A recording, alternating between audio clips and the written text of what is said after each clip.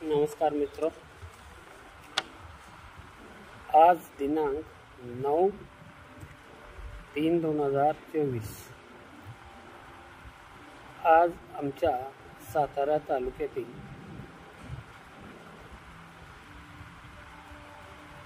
पाटण या ठिकाणी कोयना जल पर्यटनचे शुभारंभ झाला। तो आपल्या मुख्यमंत्री एकनाथ शिंदे साहेब यांच्या हस्ते आज करण्यात आला। कोयना जल पर्यटन शुभारंभ करण्यामागचा एक हेतू जल पर्यटन प्रकल्पाच्या माध्यमातून पर्यावरणपूरक आणि स्थानिक रोजगारांना प्राधान्य। जल पर्यटन प्रकल्पाच्या माध्यमातून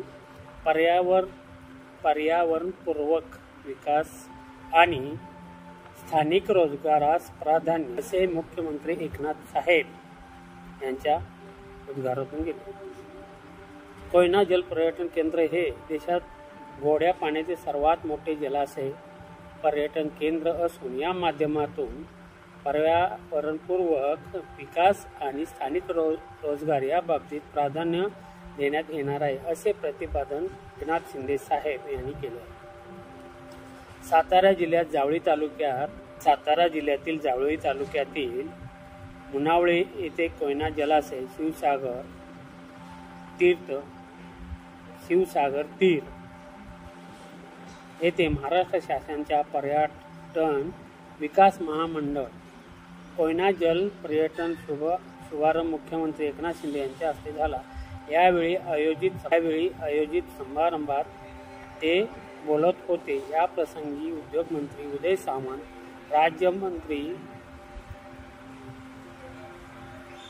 राज्य उत्पादक शुल्क मंत्री आणि सातारा जिल्ह्याचे पालकमंत्री श्री शंभूराजे देसाई, ज्येष्ठ सिनेनेते पद्मश्री नाना पाटेकर, आमदार श्री शिवेंद्र सिंहराजे भोसले, आमदार मकरंद पाटील, जिल्हा अधिकारी जितेंद्र डुडी, आमदार शिवेंद्र सिंह राजे भोसले, आमदार मकरंद पाटील, जिल्हा अधिकारी जितेंद्र डुडी, जिल्हा परिषद मुख्य कार्यकारी अधिकारी यशानी नागराजन, पोलीस अधीक्षक समीर शेख साहेब, जितेंद्र डुडी, त्याचबरोबर जलसंपदा विभागाचे अरुण नाईक आणि जयवंत शिंदे, महाराष्ट्र पर्यटन विकास प्रकल्पाचे सल्लागार सारंग कुलकर्णी यांची प्रमुख उपस्थिती होती। आजच्या कार्यक्रमात मुख्यमंत्री एकनाथ शिंदे म्हणाले की सह्याद्रीच्या कुशीत प्रचंड निसर्ग सौंदर्य लपलेले आहे, त्यांना चालना देण्यासाठी पुढाकार घेण्याची आवश्यकता होती।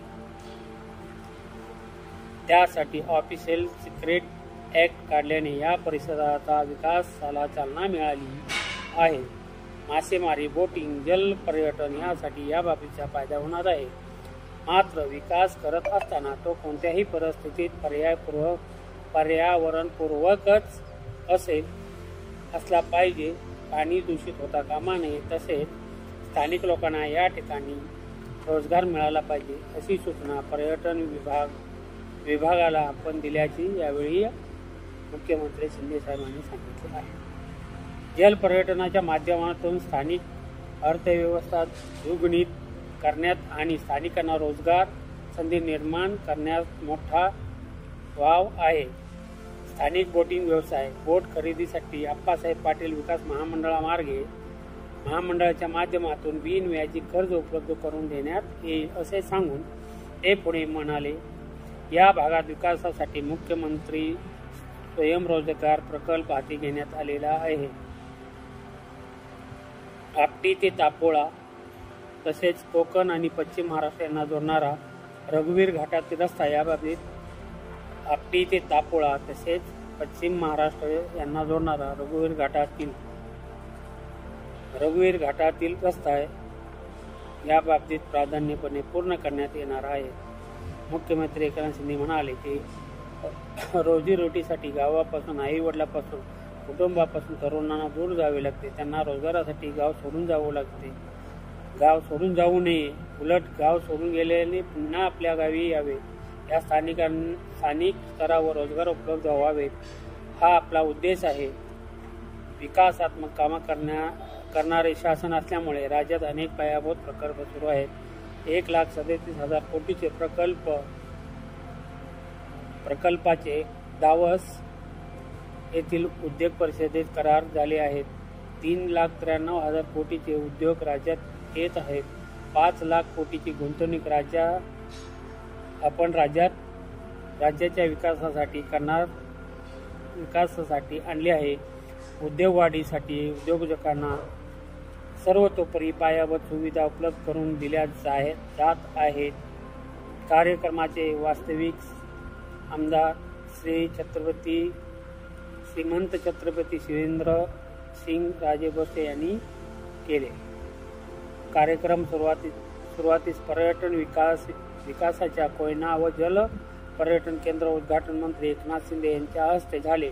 यावेळी त्यांच्या सह मान्यवरांनी काउंटर तिकीट खरेदी केलं आणि या कार्यक्रमात स्थानिक तरुणांना प्रातिनिधिक स्वरूपात रोजगार नियुक्त पत्र देण्यात आले आहेत। असा हा कोयनेतील एक प्रकल्प पर्यटन स्थळ तयार करून जो पर्यटनसाठी लोक जातील त्यांना बोटिंग एक छानसा पर्याय त्यांनी तयार केलेला आहे। असा बोटिंगमधून तुम्ही फिरून येऊ शकता। कोयना जल प्रकल्प हा मोठा प्रकल्प आहे, तरी आपण याचा लाभ घ्यावा। धन्यवाद। हाटके डिजिटलला लाईक, कमेंट आणि सबस्क्राईब करा। व्हिडिओ आवडला तर शेअर करा, सबस्क्राईब करण्यासाठी विसरू नका, कारण असेच अनेक व्हिडिओ मी घेऊन येत आहे आपल्यासाठी।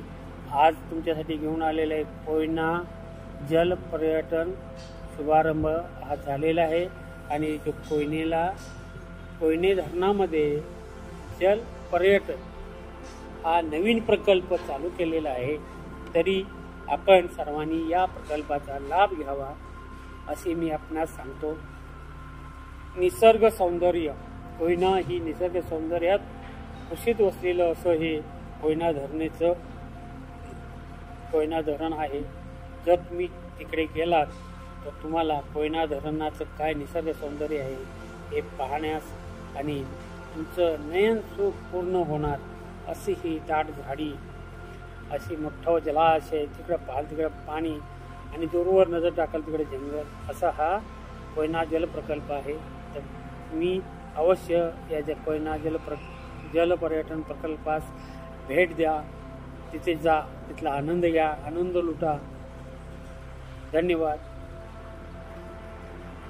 आपण हा व्हिडिओ पहा, कमेंट करा, कमेंट करून सांगा की आपला हा व्हिडिओ कसा आवडला।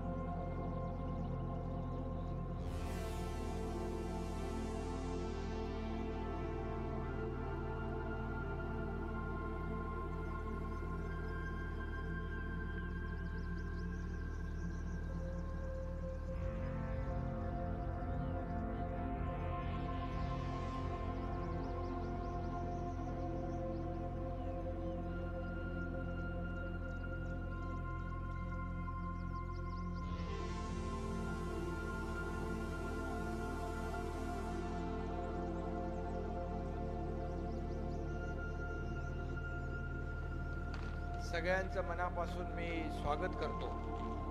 आजच्या या लोकाभिमुख आणि सर्वसामान्य माणसांच्या हिताचे आज अनेक प्रकल्प त्याचं भूमिपूजन झालं, उद्घाटन झाली आणि या प्रसंगी उपस्थित या जिल्ह्याचे पालकमंत्री शंभूराज देसाई, उद्योगमंत्री उदय सामंत, यशराज देसाई, रविराज देसाई, जिल्हाधिकारी Jitendra Singh Dudi, SP Sameer Shaikh, additional SP Anchal Dalal, पती पत्नी एकत्रीकरण,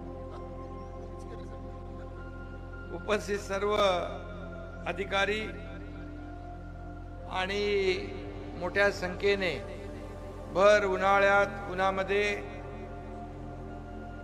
उपस्थित बांधव, भगिनी, माता आणि पत्रकार मित्रांनो, खरं म्हणजे आज सकाळपासूनच आज या ठिकाणी अनेक प्रकल्पांचं भूमिपूजन झालं. अगदी म्हणजे पालकमंत्री शंभूराज देसाई यांच्या जिल्ह्यामध्ये सकाळी गाळमुक्त धरण आणि गाळयुक्त शिवार याचा शुभारंभ झाला आणि त्याच्यामुळे कलेक्टर यांनी मला सांगितलं या उपक्रमामुळे या कोयनेचं 10 TMC पाणी वाढणार आहे. त्याचबरोबर रेशीम गाव रेशम उत्पादन प्रकल्प सुरू केला, बांबूचं उत्पादन, व्हॅल्यू ॲडिशन, त्या गावकऱ्यांना ट्रेनिंग, तो एक प्रकल्प आज सुरू झाला. देशातला सगळ्यात मोठा एक जलक्रीडा प्रकल्प देखील आज त्याचं भूमिपूजन आपण केलं.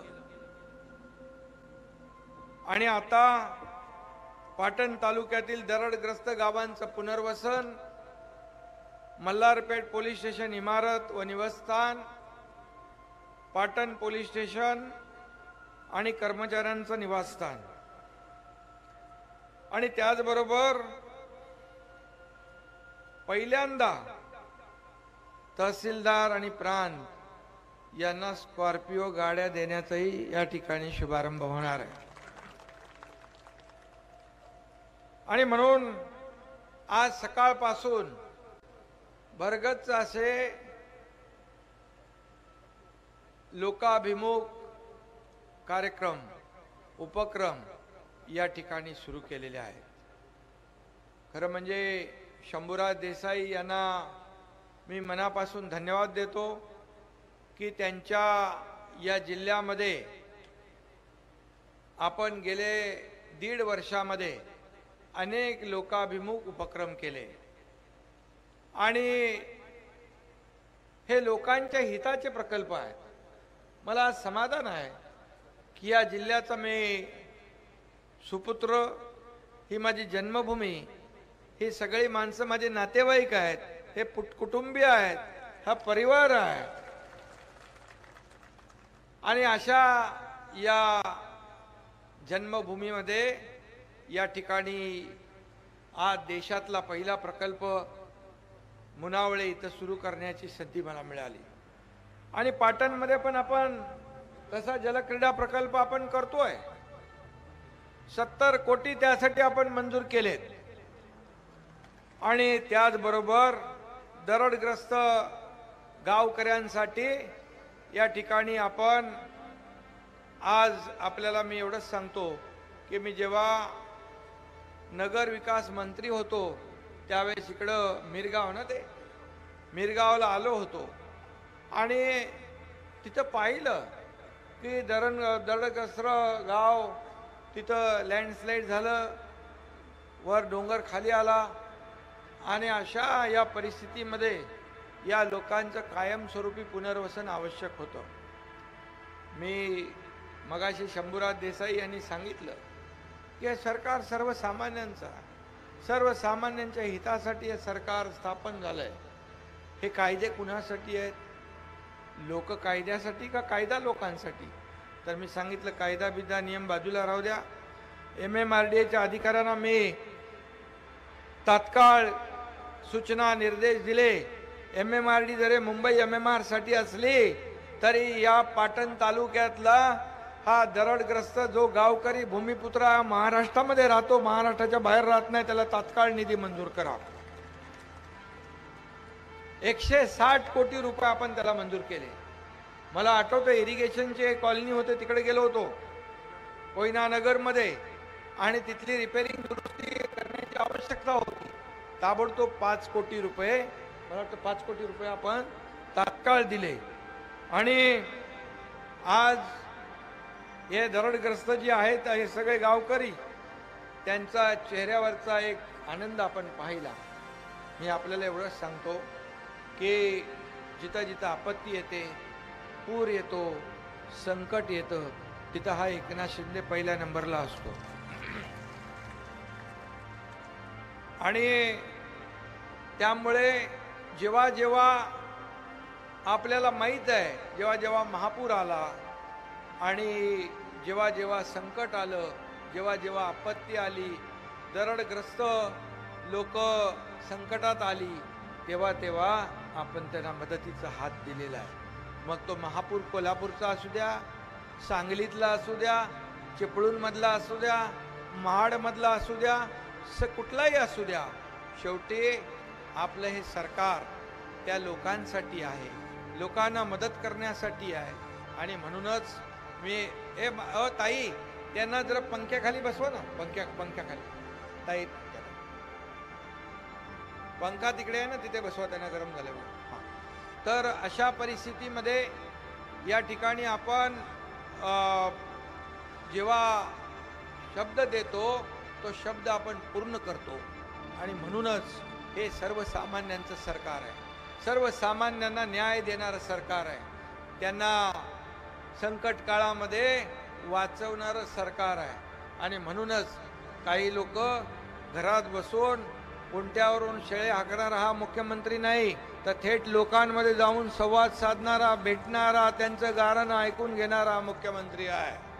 आणि म्हणूनच आज थोड्याच कालावधीमध्ये मोठ्या प्रमाणावर या राज्यामध्ये आपण अनेक विकासाचे प्रकल्प आणले, अनेक आपण निर्णय घेतले. मग शेतकरी, कष्टकरी, कामगार, बांधव, भगिनी, माता या सगळ्यांना आपण न्याय दिला. आणि म्हणूनच या महिला भगिनी एवढ्या मोठ्या संख्येने आहेत. महिला सक्षमीकरणाचं आपण धोरण जाहीर केलं. आज ST मध्ये 50% सवलत आपल्याला दिली. आणि आज महिला भगिनींच्यामुळे तोट्यात असलेली ST फायद्यात चालू लागली. आता माझी महिला भगिनी म्हणते, आपल्या पतिदेवाला म्हणते, जरा तुम्ही थांबा, मी अर्ध्या तिकिटात बाजारहाट करून येते म्हणून. आणि महिला सक्षमीकरण, लेक लाडकी लखपती, मुलीचा जन्म झाला 5,000, शाळेत गेली 6,000, 5वीत गेली पहिली 7,000, 18व्या वर्षापर्यंत 1,00,000 रुपये त्या मुलीच्या खात्यामध्ये जमा करण्याचा निर्णय आपण घेतला. आज आपण महिला बचत गटांना देखील प्राधान्य देतोय. त्यांचं खेळतं भांडवल आपण दुप्पट केलंय, CRPचं मानधन दुप्पट केलंय. आज अनेक निर्णय आपण महिला सक्षमीकरणाच्या माध्यमातून घेतोय. कलेक्टर इकडे आहेत. हे कलेक्टर अतिशय चांगलं काम करणारा हा माणूस आहे. त्याचं उदाहरण नेहमी मी देतो सगळीकडे. तुम्हाला मी एकच सांगतो, महिला बचत गट जे आपले आहेत, या महिला बचत गटांना ताकद द्या. त्यांना ज्या ज्या चांगल्या शहराच्या ठिकाणी आपण जसं मार्केट करतो टेम्पररी, जसं पूर्वी आठवडी बाजार होता, आणि तशाप्रमाणे या महिला बचत गट जे काही प्रॉडक्ट करतात त्यांचं ब्रँडिंग, मार्केटिंग आणि विक्री याला संधी आपण सरकारच्या माध्यमातून आपण त्यांना प्राधान्य द्या. खऱ्या अर्थाने या महिला भगिनी, आमचे बांधव शेतकरी, आज शेतकऱ्यांना देखील आपण 6,000 रुपये वर्षाला देण्याचा निर्णय घेतला. मोदी साहेबांनी 6,000 दिले, आपण त्यात 6,000 आणखी टाकले, 12,000 रुपये प्रत्येक शेतकरी कुटुंबाला वर्षाला देण्याचा निर्णय घेतला. आपण 1 रुपयामध्ये पीक विमा योजना देण्याचा निर्णय घेतला. त्याचबरोबर आपत्ती आली, अवकाळी, गारपीट, अतिवृष्टी झाली की नियम सगळे बाजूला ठेवले. NDRFच्या दुप्पट आपण पैसे दिले. 2 हेक्टर ते 3 हेक्टर आपण केले. सततच्या पावसामुळे होणारं नुकसान आपण नुकसान धरलं जात नव्हतं. 65 मिलीमीटरच्या खाली पाऊस पडला की ते आपल्याला नुकसान भरपाई देता येत नव्हती, तेही आपल्या सरकारने त्याच्यामध्ये धरलं. आणि म्हणून शेतकऱ्यांच्या सुखदुःखामध्ये हे उभं राहणारं सरकार आहे. आणि त्याचबरोबर या राज्यामध्ये अनेक प्रकल्प आहेत. उद्योग मंत्री इकडे आहेत, उद्योग मंत्र्यांना देखील मी या ठिकाणी सांगू इच्छितो, आपल्याकडे MIDC आहे आणि त्यामध्ये देखील जे आपल्या महाराष्ट्रामध्ये अनेक जवळपास मी तुमच्या या एकनाथ शिंदेने 5 लाख कोटीचे करारनामे दावोस इथं जाऊन केले आणि त्यातले चांगले उद्योग देखील या जिल्ह्यामध्ये आले पाहिजे अशा प्रकारच्या सूचना मी दिलेल्या आहेत. आणि म्हणून आपल्याला मी एवढंच सांगतो, आपल्याला बराच वेळ झालेला आहे त्यामुळे मी जास्त मोठं भाषण करत नाही, पण एवढं सांगतो की या सातारा जिल्ह्यामध्ये अनेक सोयी सुविधा, अनेक प्रकल्प आज इथं आपण पाहिलं तर 160 कोटी रुपये आपण MMRDA कडून दिले. त्याचबरोबर 225 मॉडेल स्कूल जे आहेत यासाठी देखील जिल्हाधिकारी आणि पालकमंत्र्यांनी जसं आपल्या सांगलीला केलं तसं इथं आपण त्याचं अपग्रेडेशन करतोय.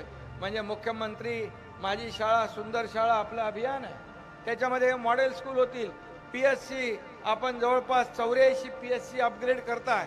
म्हणजे शिक्षण, आरोग्य आणि त्याचबरोबर या पर्यटनाला देखील चालना देऊन या पर्यटनामुळे देखील आज आपला जो मुंबईला जाणारा, शहरामध्ये जाणारा तरुण आहे तो रोजगारासाठी बाहेर जाता कामा नये आणि गेलेला पुन्हा परत आला पाहिजे. अशा प्रकारचं योजना मी जिल्हाधिकाऱ्यांना सांगितलेल्या आहेत, या केलं पाहिजे. आणि म्हणून आज मी आपल्याला सांगतो, पर्यटनासाठी जवळपास 426 कोटी रुपये आपण मंजूर केले. जे क्रीडा पर्यटन आहे त्याच्यामध्ये स्कुबा डायव्हिंग पासून अगदी सगळे, म्हणजे त्याच्यामध्ये जे स्पोर्ट्स आहेत, वॉटर स्पोर्ट्स, हे सगळे आज तुम्हाला मी सांगतो, हे 40-50 वर्ष ऑफिशियल सिक्रेट ऍक्ट होता. 90 किलोमीटरच्या परिसरामध्ये काही करता येत नव्हतं. तो अजून कायदा आपण रद्द केला, तो ऍक्ट काढून टाकला आणि आज पर्यटनाला देखील चालना देण्याचं काम आपल्या सरकारने केलेलं आहे. आणि म्हणून हे सरकार जे आहे हे लोकाभिमुख सरकार आहे. हे डोंगर दऱ्यांचा आपला प्रदेश आहे आणि म्हणून या ठिकाणी जी काय आता घरं होणार,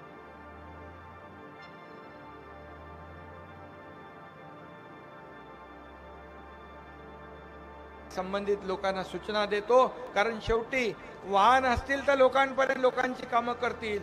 चांगलं कार्यालय असेल तर, आज मी आपल्याला उदाहरण सांगतो, जेव्हा मी आणि देवेंद्रजी फडणवीस साहेबांनी दोघांनी मिळून शपथ घेतली, आम्ही ते दोघंच होतो, पण पहिल्या कॅबिनेटमध्ये आम्ही निर्णय घेतला लोकहिताचा, या दुष्काळग्रस्त भागातल्या शेतकऱ्यांना न्याय देण्याचा, या ठिकाणी सर्वसामान्य माणसाला न्याय देण्याचा. आणि तेव्हापासून आज 40-50 कॅबिनेट झाल्या, 500 पेक्षा जास्ती निर्णय आपण लोकहिताचे घेतले.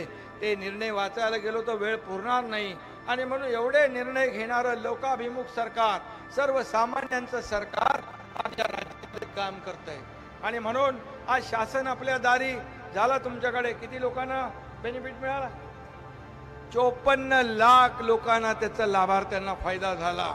आणि मी सांगतो, शासन आपल्या दारीच्या माध्यमातून लाभ होते, निर्णय होते, सगळं होतं, लाभार्थी होते. पण ते लाभ मिळवण्यासाठी जे खेटे मारायला लागायचे, जे चक्रा मारायला लागायच्या, जी कटकट करायची, ही सगळे बघून जर लाभ आहेत, निर्णय आहेत, मग सरकार कुणासाठी आहे? सरकार सर्वसामान्य माणसासाठी आहे. आणि मग ते लाभ आम्ही एका छताखाली शासन आपल्या दारी देण्याचं काम केलं. काही लोक घरी बसत होते, पण आम्ही घरी नाही, आम्ही लोकांच्या दारी गेलो आणि दारी जाऊन लाभ दिले. 4 कोटी लोकांना आतापर्यंत शासन आपल्या दारीचे लाभ मिळाले. आणि म्हणून आज आपल्याला मी एवढंच सांगतो की महिला सक्षमीकरणाच्या माध्यमातून आदरणीय प्रधानमंत्री मोदी साहेब आले होते. 1 लाख महिला त्या कार्यक्रमाला होत्या.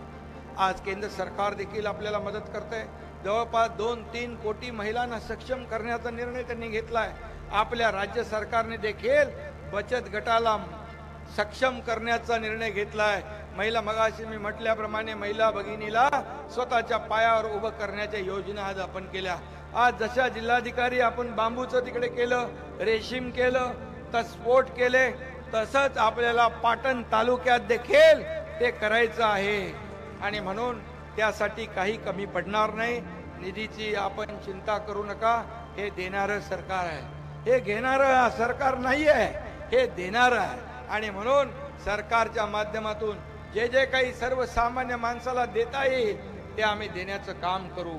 आणि म्हणून आज शंभूराज देसाई तुमच्या जिल्ह्यामध्ये एवढे प्रकल्प आज आपण त्याचं भूमिपूजन केलंय, त्याचं लोकार्पण केलंय. हे सगळे सर्वसामान्य लोकांच्या जीवनामध्ये बदल घडवणारे सगळे निर्णय आहेत, सगळे प्रकल्प बदल घडवणारे आहेत. आणि पूर्णपणे पर्यावरणाचा समतोल राखून हे सगळे प्रकल्प झाले पाहिजे अशा प्रकारच्या सूचना देखील मी या ठिकाणी दिलेल्या आहेत. मी एक सर्वसामान्य शेतकऱ्याचा मुलगा आहे, तुमच्यातलाच मी आहे, तुम्ही माझे परिवार आहेत, मगाशी मी सांगितलं आपल्याला. आणि सर्वसामान्य कुटुंबातला जेव्हा शेतकऱ्याचा मुलगा मुख्यमंत्री होतो तेव्हा काही लोकांना ते आवडत नाही. का शेतकऱ्याच्या मुलानं मुख्यमंत्री होऊ नये? शेतकऱ्याच्या मुलानं का हेलिकॉप्टरमधून जाऊन शेती करू नये असं काय बंधन आहे का? फक्त व्हिडिओग्राफी करत हेलिकॉप्टरमध्ये फिरावं असं काय बंद, असं काय नियम आहे? आणि म्हणून सोन्याचा चमचा घेऊन ज्यांचा जन्म झाला त्यांना फक्त मुख्यमंत्री बनण्याचा अधिकार आहे का? आज मी तुमच्यातला आहे म्हणून तुमची दुःख वेदना मला कळताय, मी समजून घेतोय. म्हणून हा एकनाथ शिंदे 24 तासातले 18 ते 20 तास काम करतो, सर्वसामान्यांमध्ये जातो, शेतावर जातो, बांधावर जातो, लोकांच्या अडीअडचणी सोडवतो, कुठे आपत्ती आली तर तिथे जातो. त्यामुळे मला किती आरोप तुम्ही केले तरी सुद्धा मला त्याच्या काही नाही. मी आरोपाला उत्तर आरोपाने देणार नाही, मी माझ्या कामातून उत्तर देणार. कारण एवढे निर्णय जे घेतले आपण त्यामुळे विरोधकांच्या पायाखालची वाळू सरकली आहे. शंभूराज देसाई यांना माहीत आहे मागचा 2.5 वर्षाचा कालावधी, त्याच्यामध्ये काय निर्णय झाले, किती त्यांना विचारलं जायचं, किती त्यांच्या सूचना ऐकल्या जायच्या. आणि मागच्या 1.5-2 वर्षामध्ये या राज्यामध्ये आमूलाग्र बदल घडवण्याचं काम आपण केलेलं आहे. सर्वसामान्य माणसाला ज्या ज्या ठिकाणी निर्णय न्याय देता येईल तो आपण दिलेला आहे. आणि म्हणून मी आपल्याला एवढं सांगतो, बाळासाहेब ठाकरे आपला दवाखाना आपल्याकडे केले का? आपण बाळासाहेब ठाकरे आपला दवाखाना केला. 700 पहिले मुंबईमध्ये 250 केले, ठाण्यामध्ये केले, आता संपूर्ण महाराष्ट्रामध्ये 700 ठिकाणी बाळासाहेब ठाकरे आपला दवाखाना आपण सुरू केलाय. याचं कारण काय? याचं कारण जे घेतलेले निर्णय, सरकारने केलेलं काम, यामुळे विरोधकांना उठलेली पोटसूळ आणि झालेली पोटदुखी त्यांचा इलाज पण मुफ्तपणे त्या बाळासाहेब ठाकरे दवाखान्यात होतोय. आणि सर्वसामान्य माणसाला उपचार मोफत झाले पाहिजे यासाठी 1.5 लाखाचा महात्मा फुले योजना आपण 5 लाखापर्यंत त्याचा निर्णय घेतलाय. आता चिंता तुमची करायची आवश्यकता नाही. तुमच्या कुटुंबियामध्ये काही आजार होऊ नये, पण झाला काही उपचार आहे, काही शस्त्रक्रिया आहे, तर 1.5 लाखाची योजना जी होती त्याचं लिमिट आपण 5 लाखापर्यंत केलं. त्यातल्या अटी शर्ती सगळ्या काढून टाकल्या. 12.5 कोटी जनतेला त्याचा फायदा होणार. हे सरकारचं काम आहे. आणि म्हणून शिक्षण, आरोग्य, पर्यटन या सगळ्या सुविधा, पायाभूत सुविधा आज आपण या ठिकाणी देतोय. सामान्य माणसाच्या मी आजही जमिनीवर चालतो. हा जमिनीवरचा हा तुमचा कार्यकर्ता आहे.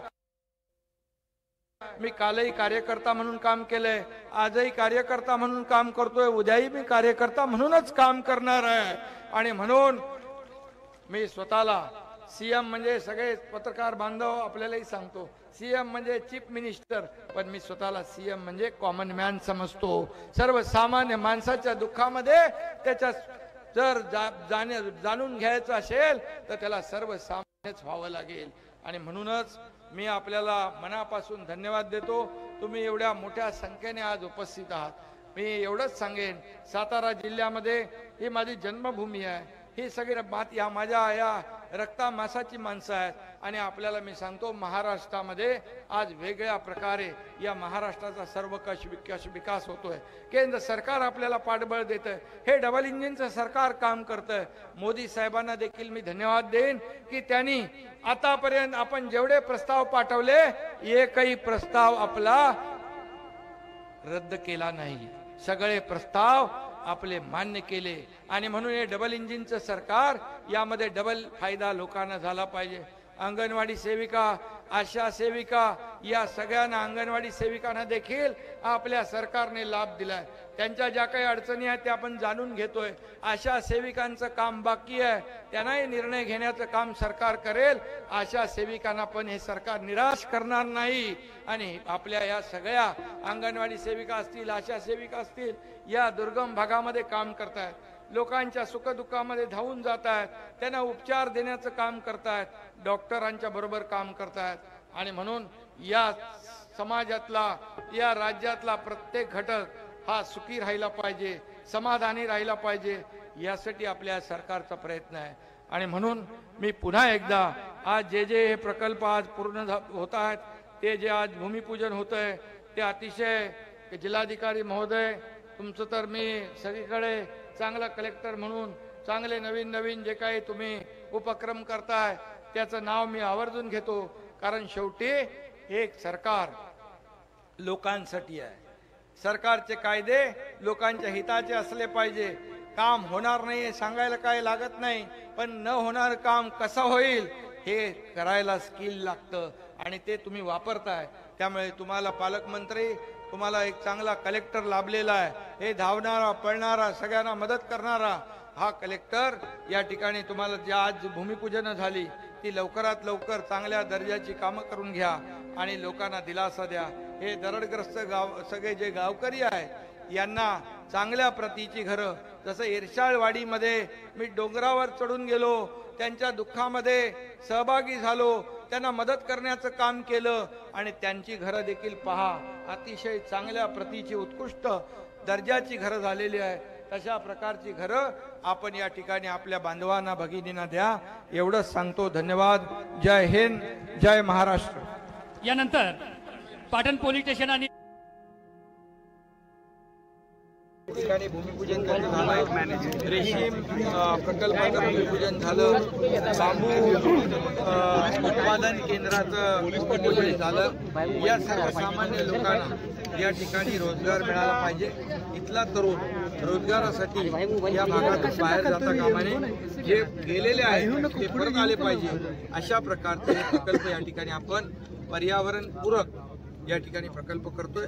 आज त्याचा शुभारंभ झालेला आहे आणि यामध्ये स्थानिक लोकांना आणि पर्यटकांना मोठ्या प्रमाणावर फायदा होईल। हजारो लाखो पर्यटक इथे येतील आणि स्थानिकांना देखील रोजगार उपलब्ध होईल आणि पर्यटकांना या निसर्ग सौंदर्य जे लाभलेलं आहे त्याचा आनंद घेता येईल। त्यामुळे ह्या प्रकल्पांना आज सुरुवात झालेली आहे। मी प्रशासनाचं मनापासून त्यांना शुभेच्छा देतो आणि स्थानिक लोकांना देखील शुभेच्छा देतो। या इमारतीला आपण पैसे दिलेले आहेत। खासदार धैर्यशील माने म्हणाले की आणखी पैसे लागतील, चांगली इमारत करा, चांगलं डिझाईन करा, चांगलं, कारण त्या प्रशासकीय इमारतीमधूनच या लोकांना न्याय देण्याचं काम होणार आहे। त्यामुळे पैसे कमी पडणार नाहीत, काम सुरू करा, पैसे तुमचे येत राहतील। आता तुमच्याकडे 5 कोटी रुपये आहेत, त्यामुळे अतिशय अद्ययावत अशी इमारत तुम्ही या ठिकाणी बांधा। आपल्याला काही मागावं लागणार नाही, सरकार देणार आहे, सरकार ऐकणार आहे, सरकार फील्डवर उतरून काम करणार आहे, सरकार शेतकऱ्याच्या बांधावर जाणार आहे। आणि म्हणून मी आपलं दर्शन घ्यायला आलो, आपल्याशी संवाद साधायला आलो आणि म्हणून आज रिंग रोडचा विषय खासदार महोदयांनी घेतलेला आहे। त्याचबरोबर इथं डीपी प्लॅन जो आहे या नगरपालिकेने केलेला आहे, तो हद्दवाढ झाल्यानंतर त्या डीपी प्लॅनला आपण त्याचं पुनर्स्थापित करू, त्याचं सगळ्यांना विश्वासात घेऊन त्या ठिकाणी कुणावरही अन्याय होणार नाही अशी खात्री करून आपण तो डीपी प्लॅन करू। तोपर्यंत या डीपी प्लॅनला आपण स्थगिती देऊ, कारण शेवटी हे सरकार लोकांचं आहे, सर्वसामान्यांचं आहे, सर्वसामान्यांना न्याय देणार आहे, कुणावर अन्याय करणार नाही, ऐकणारं सरकार आहे। बघणारं सरकार आहे आणि म्हणून चांगला निर्णय घेणारं सरकार आहे. आम्ही घेतलेले निर्णय जे आहेत हे निर्णय लोकहिताचे आहेत, लोकाभिमुख आहेत आणि म्हणूनच तुम्ही सरकारच्या सोबत या ठिकाणी सरकारला आशीर्वाद द्यायला येता. आणि म्हणून या नवीन वास्तूंना मी मनापासून आपल्याला सगळ्यांना शुभेच्छा देतो. रिंग रोडच्या बद्दल देखील आपण जे सांगितलंय यासाठी देखील जे काय करायला लागेल ते देखील सरकार नगर विकास विभागाच्या माध्यमातून करेल एवढी खात्री आपल्याला देतो. पुन्हा एकदा मनापासून धन्यवाद, मनापासून आपल्याला शुभेच्छा. जय हिंद, जय महाराष्ट्र.